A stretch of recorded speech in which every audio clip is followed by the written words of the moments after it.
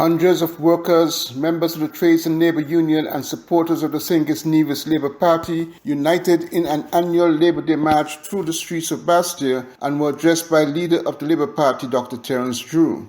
Members of the party and the Trades and Labour Union led the march that took them through Central, East and West Bastia along the traditional route of the march.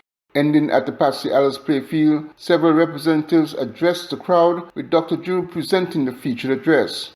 According to Drew, the 10% salary increase for public sector workers announced by Minister of Finance Dr. Timothy Harris is inadequate considering the impact of the COVID-19 pandemic.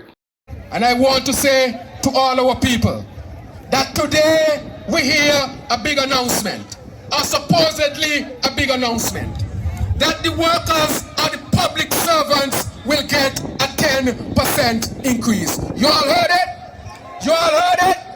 They said that you all will get a 10% increase. But I'm always for our workers getting what they deserve.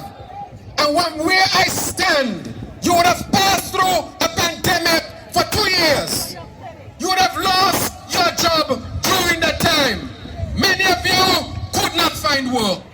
That the Treasury had in almost $1 billion. That the CBA program had brought in $500 million to another $1 billion. And we asked the question, why is it the taxi drivers had to suffer so much?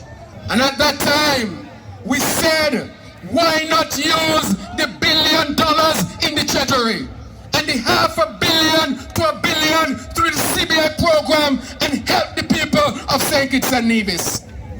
And help the people, help you, the people, so you do not have to suffer. But the government at that time did very little for you, the people of St. Kitts and Nevis.